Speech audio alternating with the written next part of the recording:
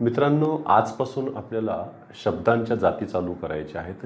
मराठीमध्ये शब्दांच्या जाती एकूण 8 आहेत. जसं इंग्लिशमध्ये पण 8 आहे तसे मराठी देखील 8च आहेत. पाहूया त्याच्यामध्ये मग विकारी जाती कोणत्या आहे, अविकारी जाती कोणत्या आहे, का बरं त्यांना विकारी जाती म्हणायचं आहे आणि का काही जणांना काही ज्या 4 जाती आहेत त्या अविकारी का आहेत ते देखील पाहणार आपण.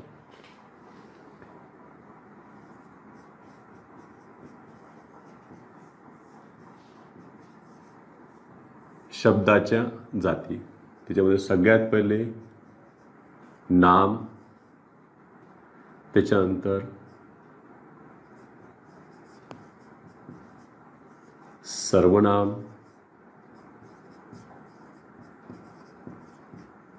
विशेषण, क्रियापद,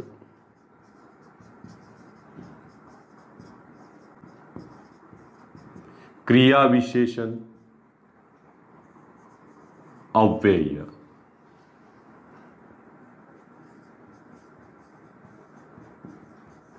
शब्दयोगी, अव्यय,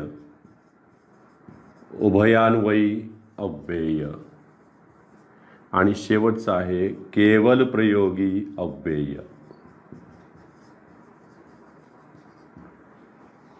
वरवरचं एक विभाजन जर पाहिलं यांचं, तर नाम, सर्वनाम, विशेषण, क्रियापद ही जी 4 आहेत वरची, यांना विकारी जाती म्हणतात.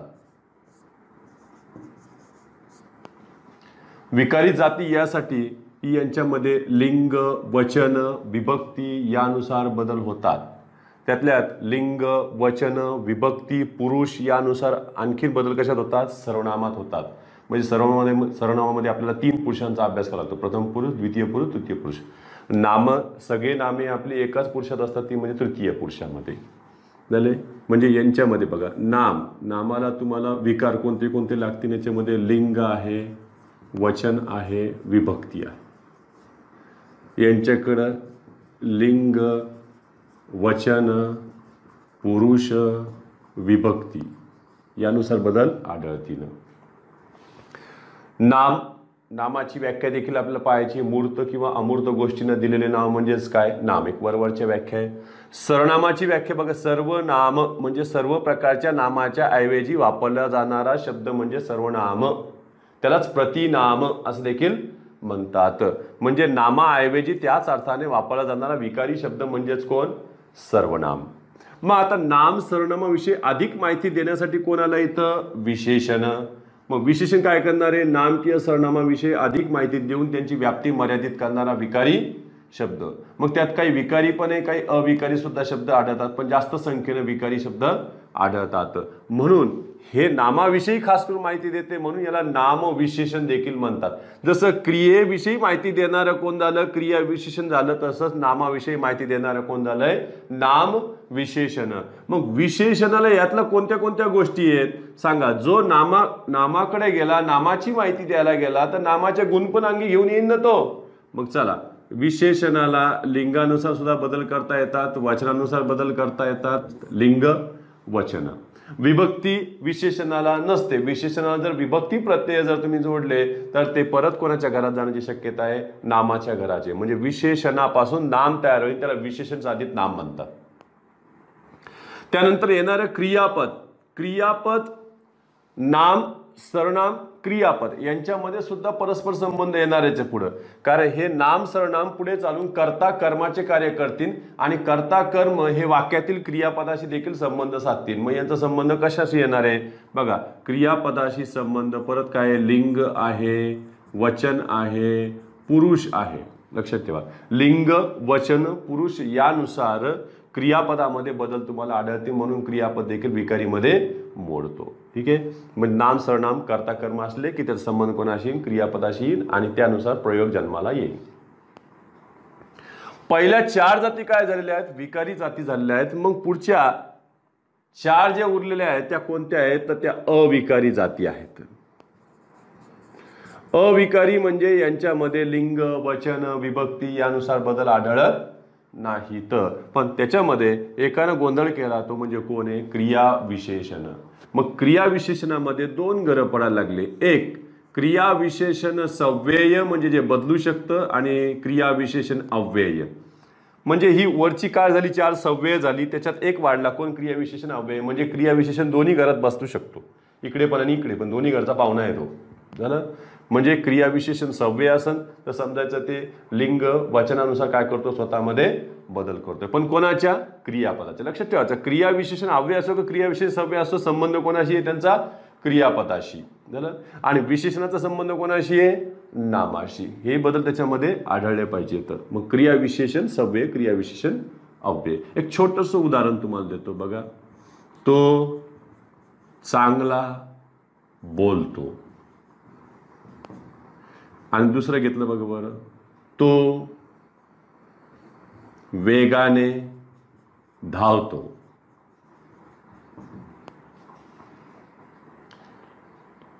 आणि इथे म्हटलं मी बघा बरं, तो चांगला आहे. आता काय दिसतंय बघा बरं, सरनं 2 ठिकाणी चांगला चांगलाच वापरलाय, पण इथं बघा बरं, तो चांगला आहे. चांगला हा शब्द कोणाची माहिती देतोय, या तो सर्वनामाची माहिती देतोय. सर्वनाम किंवा नामाविषयी विशेष माहिती सांगून त्याची व्याप्ती मर्यादित करणारा विकारी शब्द म्हणजे कोण झाला, हा विशेषण. आणि तो चांगला नाहीये पण चांगला बोलतो. म्हणजे चांगला हे कोणाची माहिती द्यायला, बोलण्याविषयी माहिती द्यायला, याचा अर्थ चांगला हे याच्यातलं काय झालेलं आहे, क्रिया विशेषण सव्यय झालेले आहे. कस काय, कारण तोच ती करून बघा बरं, ती चांगला बोलते असं होईल का, नाही, ती चांगली बोलते, याचा अर्थ लिंगानुसार बदल होतोय. मग आता तो वेगाने धावतो, वेगाने हा शब्द कोणाची माहिती देतोय, धावण्याविषयी माहिती देतोय. तोच ती कर बरं, ती वेगाने धावते, तो वेगाने धावतो, काही फरक पडत नाही. याचा अर्थ हे खऱ्या अर्थानं कोण झालेला आहे, क्रिया विशेषण अव्यय झालेले आहे. पुढे येतो तो म्हणजे शब्दयोगी अव्यय. शब्दयोगी अव्यय म्हणजे शब्दांचा योग घडून आणणारा तो शब्द आहे, तो म्हणजे कोणता झालेला आहे, शब्दयोगी अव्यय. म्हणजेच काय, नाम, सर्वनाम, त्याच्यानंतर क्रियापद, क्रिया विशेषण अव्यय यांना जोडून तो येतो, तो झाला कोण, शब्दयोगी अव्यय. ते आपण सुद्धा पाहूया, शुद्ध शब्दयोगी कोणते, शब्दयोगी अव्यय कोणते आहेत ते देखील आपल्या पुढे पाहायचेच आहे थोड्या वेळानंतर. बघा, उभयान्वयी अव्यय, याचं नावच बघा, उभय अधिक अन्वय. म्हणजे काय, 2 शब्दांना किंवा 2 वाक्यांना, उभय म्हणजे किती, 2 शब्दांना किंवा 2 वाक्यांना जोडणारा अविकारी शब्द म्हणजेच काय, उभयान्वयी अव्यय. उभयान्वयी अव्ययांना स्वतःचे अर्थ नसतात. परत केवल प्रयोगी अव्यय यांचा वापर मनातील भाव व्यक्त करण्यासाठी होतो. लक्षात ठेवायचं, आनंद झाला, दुःख झालं, आश्चर्य झालं, शोक झाला, मौन धरला असेल तर त्याला काय वापरायचं, संबोधन घ्यायचं असेल कोणाला, तर जसं एखाद्याला बोलवायचं असेल तर अहो अहो इकडे या, ए अरे इकडे, ए पोरा इकडे. तुम्ही कसे करतायत, केवल प्रयोगीमध्ये करतायत. अरे रे, तो नापास झाला, दुःख झालं, वाह तो उत्तीर्ण झाला, आनंद झाला. आश्चर्य व्यक्त करताय, कुठे दुःख व्यक्त करतोय, त्याच्यामध्ये हे केवल प्रयोगी अव्यय. म्हणजे हे काय दर्शक आहेत, सरळ सरळ भावदर्शक शब्द आहेत. भाव त्यांनी दर्शवायचा, कोणी, केवल प्रयोगी अव्यय. यांचं काम काय, फक्त जोडण्याचं. इंग्लिशमध्ये जसं कंजंक्शन तसं इकडं उभयान्वयी अव्यय. इकडे शब्दयोगी अव्यय, तिकडे प्रेपोजिशन. प्रेपोजिशनमध्ये तिकडे कसं इंग्लिशमध्ये तो नामाच्या आधी येतो, हा पण काय येतो, नामाच्या पुढे येतो. नाम किंवा सर्वनामाच्या, नाम सर्वनामच कशाला, क्रियापद क्रिया विशेषणाचा देखील तो पुढे जोडून येतो. मग ही झाली वरची विकारी जाती आणि खालची झाली अविकारी. वरचे सव्यय, खालचे काय झाले, अव्यय. तेवढं स्क्रीनशॉट काढा. आता आपण नामाकडे परत जाऊया आणि त्याचं फक्त व्याख्याला पडताळून बघू, नाम सर्वनाम यांच्या सगळ्यांच्या. शब्दाच्या जातीमध्ये परत एक गोष्ट लक्षात ठेवायची की शब्द म्हटला की तो 2 भागात विभागला जातो. एक म्हणजे सिद्ध शब्द आणि दुसरा त्यांना प्रत्यय लागून तयार होणारे साधित शब्द. सिद्ध, साधित लक्षात ठेवायचं. जेव्हा आम्ही नामाचा अभ्यास करू तेव्हा लगेच समजायचं की जे आधीपासून नाम म्हणूनच उपयोगात आलेलं असन, झालं व्याकरणकारांनी त्याला नामच म्हटलेलं असेल त्याच्या रूपावरून, तर ते झालं सिद्ध नाम. पण ते दुसऱ्या शब्दांच्या जातीपासून तयार होऊन प्रत्यय लागून तयार होत असेल तर त्याला आपण साधित नाम म्हणणार आहोत. झालं. सर्वनामे ही सिद्ध रूपातच असतात.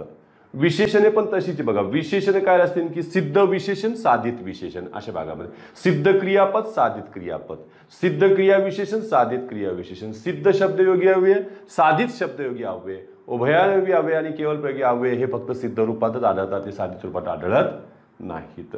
म्हणजे 3 शब्दाच्या जाती ह्या सिद्धच्याच घरात राहिल्यात फक्त. सर्वनाम, त्याच्यानंतर शेवटच्या 2 उभयायोगी अव्यय आणि केवळ प्रयोगी अव्यय यांना सिद्ध रूपातच राहावं लागलं. बाकीचे सिद्ध साधित मध्ये जाऊ शकतात. मग त्यामध्ये सगळ्यात पहिले आपल्याला बघायचं आहे ते म्हणजे नाम. छोट्या छोट्या व्याख्या पाहूया यांचे. एक फक्त 3-3, 4-4 मुद्दे आपण समजून घेऊया आणि नंतर मग डिटेलमध्ये नंतर जायचंच आहे. नाम, नामाची जर व्याख्या करायची असेल तर काय करणार बघा. आपण म्हणतो वास्तविक किंवा काल्पनिक गोष्टींना दिलेले नाव म्हणजेच काय, नाम. वास्तविक म्हटलं की याच्यामध्ये आपण मूर्त आणि इतर टाकू शकतो आपण अमूर्त, म्हणजे मूर्त किंवा अमूर्त गोष्टींना दिलेले नाव.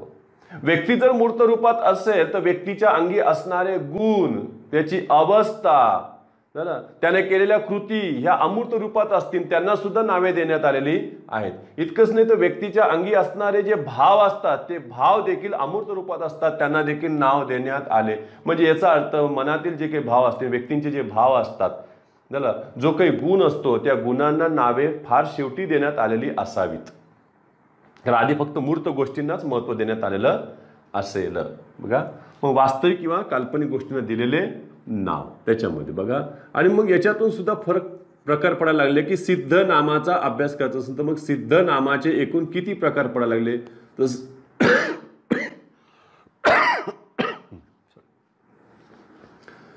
सिद्ध नामाचे प्रकार 3 आहेत.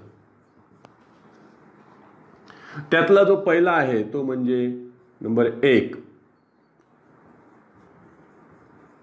सामान्य नाम, दुसरा आहे विशेष नाम आणि तिसरा आहे भाववाचक नाम. यांचे छोटे छोटे जर व्याख्या इथंच पाहिलं किंवा सामान्य नाम म्हणजेच काय की वस्तूच्या अंगी म्हणजे गोष्टीच्या अंगी असणाऱ्या गुणधर्मावरून त्याच्या जातीचा बोध करून दिला जात असेल तर ते झालं सामान्य नाम. बघा, जातीचा बोध करून दिला जात असेल, त्याच्या वर्गाचा बोध होत असेल तर त्याला जातीवाचक नाम देखील म्हणतात. म्हणजे सामान्य नाम काय झाला, जातीवाचक नाम देखील झालंय. त्याच्यानंतर मग विशेष नामाची व्याख्या काय करणार. तर विशेष नामे काय असतं, सामान्यातून विशेषाचा बोध करून देणारे नाम, ते झाले विशेष नाम. म्हणजे व्यक्तीला जशी आपण नावं देतो तसं ही व्यक्तिवाचक नावे कोणात आली, याच्यामध्ये विशेष नामामध्ये आलेली आहे. उदाहरणार्थ समजा मी इथे दिलं बघा बरं, मुलगा, हे सामान्य झालं. पण त्या मुलाचं नाव जर मी दिलंय बघा इथं सापेक्ष झालं. मग पुढे दिलं मी नगर, एखादं नगर घेतलं बघा बरं सामान्य, पण त्या नगरचं नाव दिलं समजा मी पुणे, नावे दिली त्यांना विशेष. मला सांगा, एखादं स्थळ, एखादी नदी, ती काही नदी वाहता वाहता तिचं नाव कधी सांगत असते का.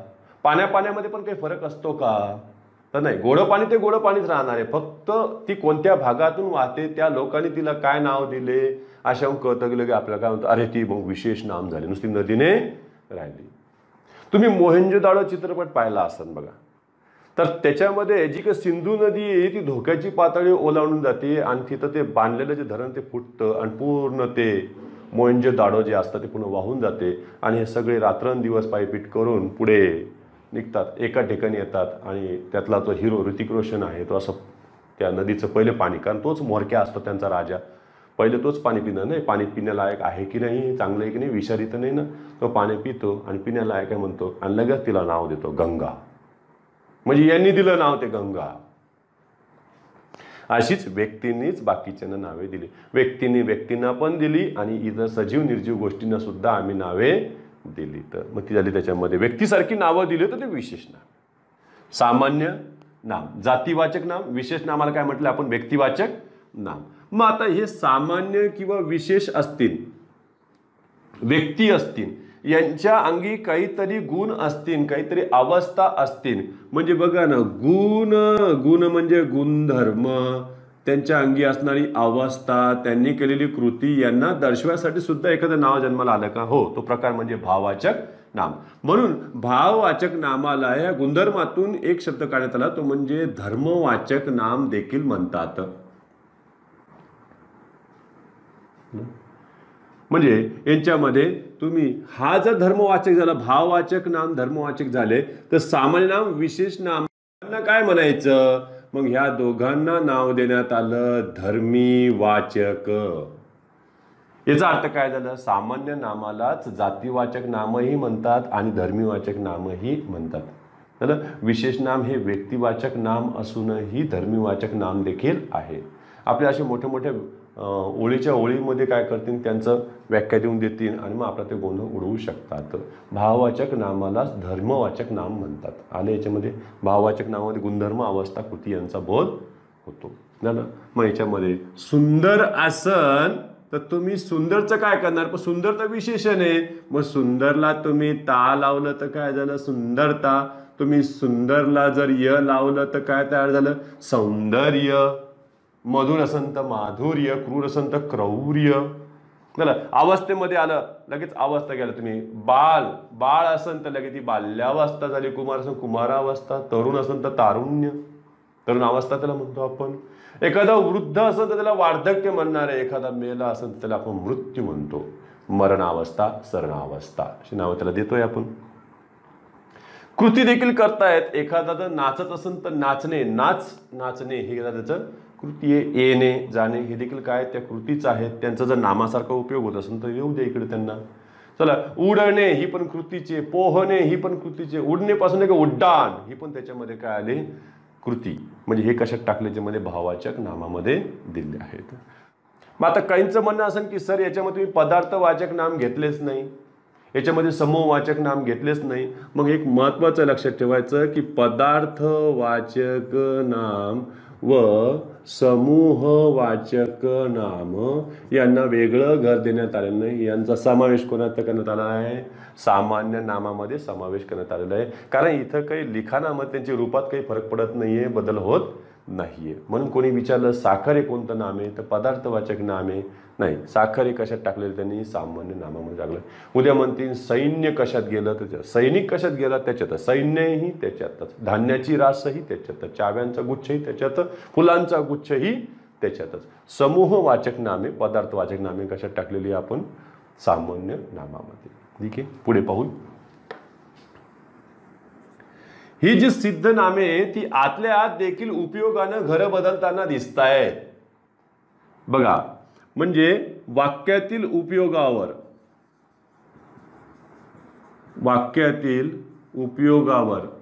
आधारित नामाचे प्रकार हे अंतर्गत प्रकार राहणार आहे. उपयोजन, एक नाम दुसऱ्या नामाचं काम करू शकते का? तर करू शकते याच्यामध्ये. झालं. म्हणजे यामध्ये तुम्हाला अभ्यासाला मिळेल की ते म्हणजे काय, तर सामान्य नाम हे काय बनलेलं दिसेल तुम्हाला? विशेष नाम बनलेलं दिसेल. तुम्ही सर अशा गोष्टी इंग्लिशमध्ये पण अभ्यासल्या आपण. Common noun is used as proper noun, proper noun is used as common noun. बिलकुल तसंच आहे. भाषाच असतं. सामान्य नाम विशेष नाम झाल्याचे तुम्हाला आढळेल. खास करून बघा, मी समजा इथं दिलं ताई, हे लहान किंवा मोठ्या बहिणीला घरामध्ये बोललेलं असतं. सामान्य तिचं नाव न घेता बोललेलं असतं ताई, पण हे तर सामान्य नाम झालं ताई. झालं.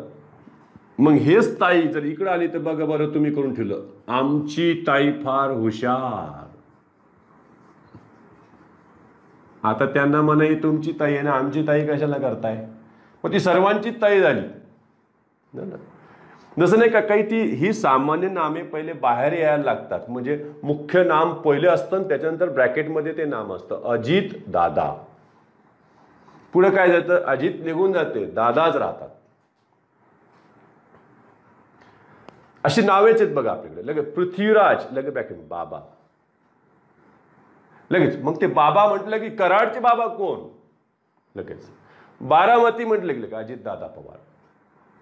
चला, आमचा जालन्यावर सुद्धा भैया, भाऊ ही नावं चांगली परिचित आहेत जालना वासियांना.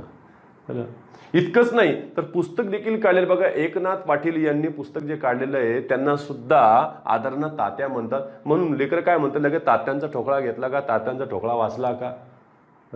PSI करणाऱ्या व्यक्तीनं, PSI करणाऱ्या विद्यार्थ्यानं ते वाचलेलंच असतं. बघा, ताई इथं आला, भाऊ आला, तिकडे घेता येईल तुम्हाला. झालं बरं, एक उदाहरण घेतोय मी, यांना परत आपण नंतर पाहणारच आहोत. सामान्य काय झालं, विशेष झाले, मग तसे सांगा. विशेष नाम हे पण काय बनू शकते, सामान्य नाम बनू शकते. विशेषही सामान्य होऊ शकतात का, हो, त्याच्या गुणासाठी त्यालाच ते नावच वापरलं जाईल डायरेक्टच. बघा बरं, हा शब्द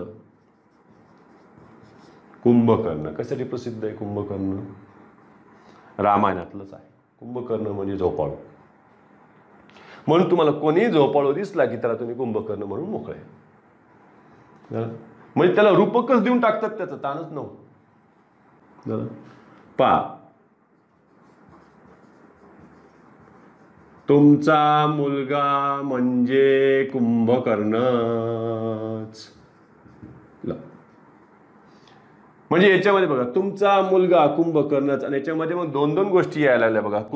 तुमचा मुलगा कुंभकर्णच, कुंभकर्ण. आता पाहिलं का म्हणजे कुंभकर्ण विशेष नाम, मुलगा काय झालं सामान्य नाम. तसं गोंधळ करून घ्यायचा नाहीये. तसं बघा, आमची ताई म्हटलं तर काय झालं विशेष, मग तुमचा मुलगा पण काय झाला विशेष. त्याचं नाव न घेता आम्ही बोललेलो असतो. बघा, हे कार्यानं झाले विशेष नाम आणि हे कार्याने झाले सामान्य नाम. हे देखील आपला अभ्यासावं लागतं. म्हणजे केवळ या गोष्टी माहीत असून काही होणार नाही, आतला गोंधळ सुद्धा जमला पाहिजे. आजकाल अशी नावे विचारायला येतच नाही आहेत की हे नाव कोणतं आहे, ते नाव कोणतं आहे, ते नाव कोणतं आहे. जास्त याच्यावर भर चालतो. कशावर, भाववाचक नामाची ओळखायला कठीण असतात. चला, तिसरं सुद्धा तुम्हाला घेता येईल ना, हो, ते म्हणजे भाववाचक नाम हे विशेष नाम बनते. का नाही बनणार, भाववाचक नामे जशी तर तशीच ती पुरुषाला दिलेली आहेत, स्त्रियांना दिलेली आहेत. बघा, याच्यामध्ये घेतलं मी शांती, भाववाचक नाम आहे, लगेच म्हटलं की शांती ही माझी भाची. चल, भाचीचं काय नाव आहे, शांती. शांतीच्या जीवाला अजिबात शांती नाही, दोन्ही शांती आल्या याच्यामध्ये. भाववाचक सुद्धा काय बनले, विशेष नाम बनले. मग आता तसंच नाम जसं सिद्ध नामे झालेली आहे तसंच आम्हाला अभ्यास करायचा आहे पुढे, तो म्हणजे साधितचा. बघा बरं,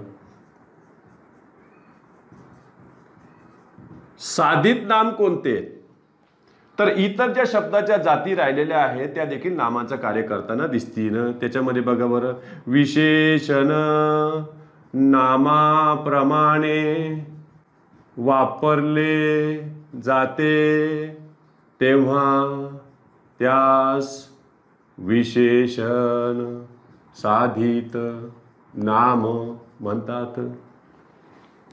विशेषण नामाप्रमाणे वापरले गेले, नामाची गरज नाही, त्यानं जागा घेतली. कोणाची, नामाची. बघा बरं, एक उदाहरण, श्रीमंत लोकांना गर्व असतो, असायलाच पाहिजे. सर, लोकांना याच्यामध्ये नाम आलेलं आहे आणि तुम्ही तर सांगता विशेषण नामाचं काम करते. बघा बरं, हे काय झालं याच्यातलं विशेषण. पण तुम्ही कल्पना करा की जर आपल्याला ह्या नामाला याच्यातून वगळायचं असेल, काढायचं असेल, तर हे श्रीमंत या नामाची जागा घेऊन बसतं आणि ते तयार होतं. बघा बरं, श्रीमंतांना गर्व असतो. मग हे झालं याच्यातलं विशेषण साधित नाम. एक दुसरं पाहू आपण. बघा, जसं श्रीमंत लोकांना गर्व असतो, गरिबांना मदत करतो, नकटीच्या लग्नानं 1700 विघ्न, त्याच पद्धतीनं तुम्ही किती उदाहरणं घेऊ शकता. त्याच्यामध्ये विशेषण नामाप्रमाणे वापरले जाते. तसंच क्रियापद, क्रियापदालाच धातू म्हणतात आणि धातूला आणखीन प्रत्यय लागले तर त्यापासून कृदंत म्हणजे धातू साधित तयार होतात. बघा, धातूचा उपयोग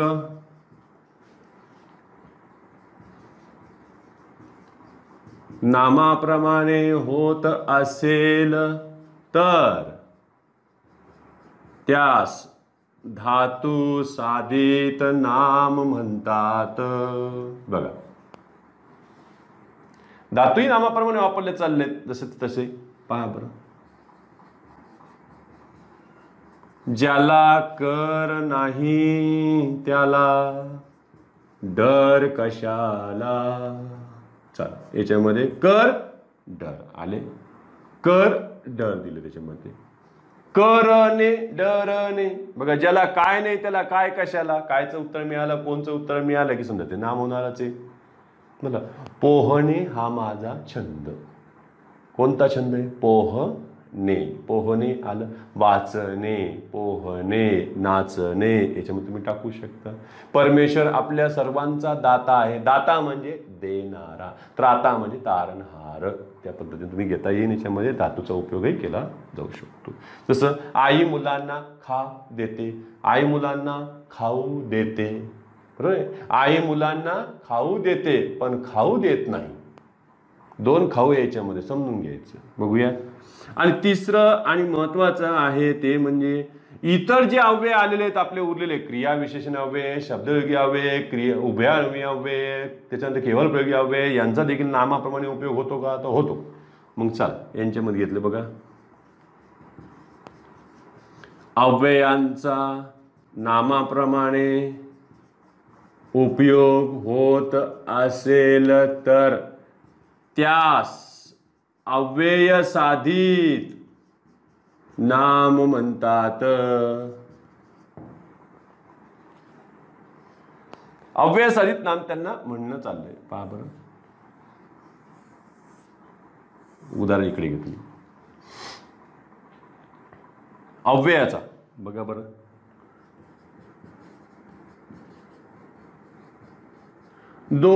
तो बोलताना परंतु जास्त वापरतो. काय वापरतो? परंतु हा शब्द म्हणजे तो नामाप्रमाणे वापरला गेलेला आहे. इथं काही दोन वाक्यांना जोडायसाठी नाही घेतलेला आहे तो, कारण जोडायसाठी घेतला असता तो झाला असता उभयान्वयी अव्यय. हे उभयान्वयी अव्यय इथं काय झालेलं आहे? नाम झाले, म्हणून त्याला अव्यय साधित नाम त्याप्रमाणे वापरलं आहे. बघा, आता तुम्ही बाहेर शब्द घेतला, आत बाहेर, हे सुद्धा अव्ययच आहेत. झालं. मग मी लगेच म्हटलं आपल्या व्यवहारात बाहेरचा नको. कोण नको? बाहेरचा नको. बघा, तर लगेच नामाचं लगेच विभक्ती प्रत्यय त्याला लावून ठेवलाय बाहेरला. आपल्या क्रिकेटपटूंची वाहवा झाली, काहींची सर्वत्र छितू झाली. वाहवा छितू हे काय झालं? केवळ प्रयोगी अव्यय. पण यांना काय म्हणत आलं शेवटी? अव्यय साधित नाम. जसं इथं विशेषण साधित नाम, धातू साधित नाम, तसं जो अव्यय येईल त्याचं त्याला नाव देण्यात आलं नाहीये. नाही तर क्रिया विशेषण अव्यय साधित नाम, उभयान्वयी अव्यय साधित नाम, नुसते प्रकारच वाढले असतील लक्षात ठेवा. म्हणून त्यांनी काय केलं? त्या चौघांना एकाच नावाखाली घेतलं. ते म्हणजे कोणतं? अव्यय साधित नाम. तेवढं स्क्रीनशॉट काढू.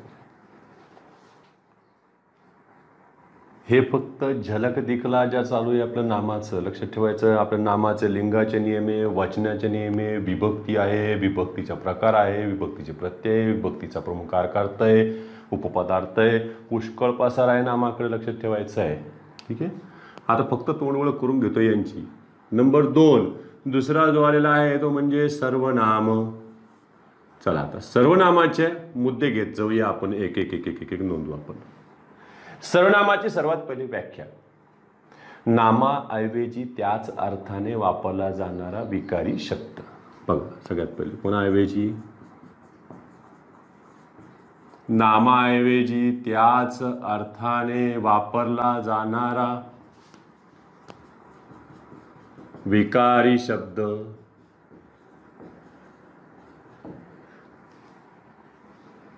कोणाच्या ऐवजी? नामाऐवजी त्याच अर्थाने वापरला जाणारा. तो पण बघा, त्याच अर्थाने वापरला जाणार. तो पण कसा आहे?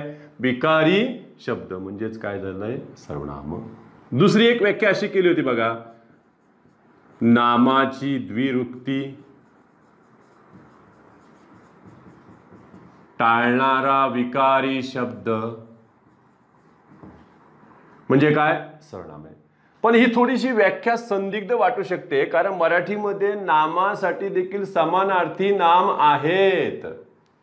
जसं आपण यासाठी विरोध करायचा असेल तर घ्यायचं बघा, पाणी, तुम्ही पाणीला काही जण पय म्हणतात, काही जण नीर म्हणते, तर काही जण तोय म्हणतेत, काही जण अंबू म्हणतील, काही म्हणतील अप म्हणतील, काही जण अभ म्हणतील, जल म्हणतील, पेय म्हणतील, त्याला वेगवेगळे समानार्थी शब्द सापडलेले आहेत. म्हणजे काय, नामाऐवजी नामाची द्विरुक्ती टाळणारा शब्द तो नाम सुद्धा असू शकतो. झालं. पण अशा दोन व्याख्या एकदा STI ला दिल्या होत्या, लक्षात ठेवा. मग आता याची आणखीन चिरफाड करायची आपल्याला. नामाऐवजी त्याच अर्थाने, याचा अर्थ सर्वनामाला स्वतःचा अर्थ असतो का, इथून मुद्दा सुरू झाला बघा. सर्वनामास स्वतःचा अर्थ असतो. मग ते काय असतं की नसतं, तुम्ही ते योग्य की अयोग्य तुम्ही सांगा. ते व्याख्येतून ढोबळ मानांतर कळला. मग नामाऐवजी त्याच अर्थाने म्हणजे नामाचा जो अर्थ असेल तोच अर्थ हा घेणार आहे. नामाऐवजी स्वतः म्हणजे काय, सर्वनामा स्वतःचा अर्थ असतं असं म्हणणं काय झालं, हे सरळ सरळ अयोग्य झालेलं आहे. चला पुढे आणखी त्याच्यात बघा, त्याच अर्थाने वापरला जाणारा विकारी शब्द. मग आपल्याकडे प्रश्न पडले बघा, सर्वच सर्वनामे ही विकारी असतात, योग्य की अयोग्य, याचं आपण उत्तर शोधूच थोड्याच वेळात. तर लगेच काही बघा, काही सर्वनामे ही अविकारी असतात. परीक्षक असे दोन दोन मुद्दे घेत असतं आणि त्याच्यामध्ये योग्य अयोग्य तुम्ही ते पर्याय निवडत बसा. हे समजण्यासाठी पहिले मूळ सर्वनामाकडे आपल्याला जावे लागेल. बघा, मूळ सर्वनामे किती, मूळ सर्वनामांचे प्रकार किती असं जर विचारलं तर एकूण संख्या त्यांची 9 आहे. मूळ सर्वनामाचे प्रकार 9. कोणते कोणते आहेत बघा बरं. मी, तू, तो, हा, जो, कोण, काय, आपण, स्वतः. काय म्हणते सर याच्यात, आम्ही नाहीये, तुम्ही नाहीये, ती पण नाहीये सर, हा आहे पण ही नाहीये, जो आहे तर जी नाहीये, नाहीये ते, त्यांचा समावेश नंतर झाला. पण हे मूळ सर्वनामे आहेत, लक्षात ठेवा. मी, तू, तो, हा, जो, कोण, आपण झाला असतो. मग यांच्यामध्ये विभाजन सुरू झाले की खरंच ही सर्व सर्वनामे ही विकारी आहेत की नाही. कारण विकार आमच्याकडे 3 गोष्टीवर जपला जातो. एक म्हणजे वचन, लिंग आणि तिसरा विकार असतो विभक्ती. पाहूया आपण यांच्यामध्ये त्यांचं विभाजन करू ना. बर, वचना तर पहिले आपण प्रभाव पाहूया. बघा, वचनानुसार बदलणारी सर्वनामे किती असा प्रश्न विचारला तर आकडा ठेवून द्यायचा. काय 5. कोणते कोणते ते बघा बरं. मी, कारण मीच आम्ही होऊ शकतं, तूच तुम्ही होऊ शकतं, तोच ती त्या होऊ शकतं, हाच ही ह्या होऊ शकतं, जोच जी ज्या होऊ शकतं. झालं किती एकूण. वचनानुसार बदलणारी सर्वनामे किती आहेत 5. मग आता हा विचार करा की लिंगानुसार बदलणारी सर्वनामे किती. मग आपण याच्यामध्ये दोन्ही गोष्टी टाकून देऊ. बघा, लिंग व वचन यानुसार बदलणारी सर्वनामे किती. तर यांचा आकडा 3. तरी एका परीक्षेमध्ये असा प्रश्न पडला होता आणि पर्याय हे दिले होते, मी, तू, तो, हा, जो, आणि सर्वांनी तेच पर्याय लिहिले आणि बरोबरही त्यांचं आले. माझ्या मते ते चूक होतं. जे चूक असतं ते चूक असतं. आपला जरी मार्क कमी झाला लक्षात ठेवायचा, पण दुसऱ्याचा पण कमी होईल ना. इथे विद्यार्थ्यांचं कसं असतं माहिती आहे का, की सर माझं बरोबर आलं पण त्यांचं चुकलं आहे परीक्षकाचं. झालं. मग त्यांच्यामध्ये चूकच राहील. नाही सर ते काही करून काय करा माहिती आहे का सर, ठीक आहे. आणि काहींचं असं आहे की सर हे माझं चुकलंय त्यांचं ते बरोबर आहे त्यांचं, मग तो प्रश्न कसा रद्द करता येईल सगळं डोकं लावा तुम्ही. पहा, म्हणजे याच्यामध्ये लिंग वचन यानुसार बदलणारी सर्वनामे किती आहेत तर खरी फक्त 3च आहेत. बघा बरं, तो, ती, ते वचनानुसार बदलतात, लिंगानुसार पण बदलतात. बघा, हा, ही, हे बदलले लिंगानुसार, जो, जी, जे बदलले लिंगानुसार. सांगा, मी अभ्यास करतो मुलगा, मी अभ्यास करते मुलगी. काही बदल झाला का मी मध्ये? काही बदल झाला नाही. तू छान नाचतोस मुलगा, तू छान नाचतेस मुलगी. असं काय का तू लिहिताना मुलगा असेल तर दीर्घ उकार द्या आणि मुलगी असेल तर ऱ्हस्व उकार द्या. मी लगेच मुलगा असेल तर काय करा, दीर्घ वेलांटी आणि ऱ्हस्व वेलांटी द्या मुलगी असेल. तसं काही नाही यांच्यामध्ये, लक्षात ठेवायचं आहे. याचा अर्थ मी तू हे रूप बदलत नाही. मग तरीही असे मूर्खासारखे पर्याय दिले जातात परीक्षेमध्ये आणि ते घेतले पण जातात. चल 9व्या क्रमांकाचं पाहूया. याहून तर कळालं की मी तू हे वचनानुसार बदलतात, लिंगानुसार बदलत नाही. तर पहा म्हणजे याचा अर्थ बघा, वचनानुसार बदलणारी परंतु लिंगानुसार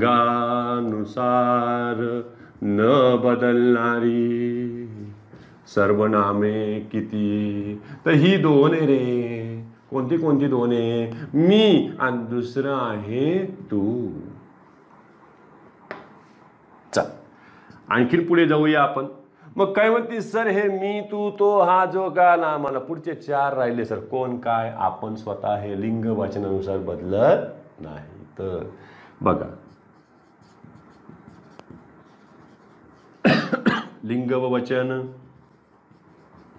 यानुसार न बदलणारी सर्वनामे. मग काही लगेच तर्क लावतील. लिंग वचन यानुसार न बदलणारी सर्वनामे कोणकोणती आहेत बघा बरं. ती कोण, काय, आपण, स्वतः. काय म्हणती सर ही लिंग वचनानुसार बदलत नाही, याचा अर्थ ही 4 अविकारी झालीत. सर मग यावरून एक आला आम्हाला सर्व सर्वनामे ही विकारी असतात असं म्हणणं काय अयोग्य आहे, आणि काही सर्वनामे ही अविकारी असतात हे म्हणणं काय योग्य आहे. थांबा, गडबड करू नका. आणि पुढे एक विकार राहिला यायचा, तो म्हणजे कोणता आहे? विभक्ती. बघा लिंग वचन यानुसार न बदलणारी सर्वनामे परंतु विभक्तीनुसार बदलणारी सर्वनामे. बघा कोणला तुम्ही ला लावू शकता का नाही? कोणाला. कोणला स लावा, कोणास. कायला ला लावा, कायले. विदर्भटोन कायले, कशाला.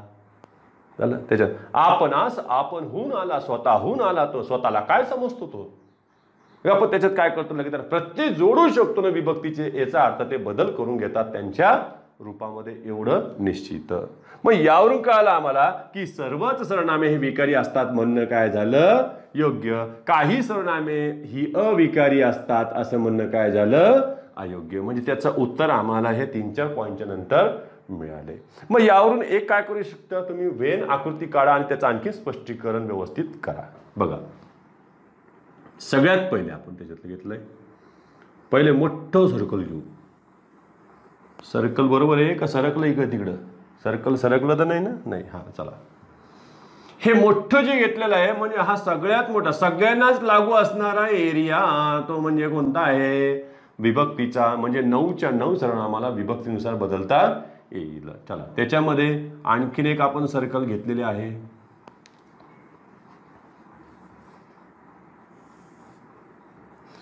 हे जे आलेलं आहे यांच्यामध्ये ते आहे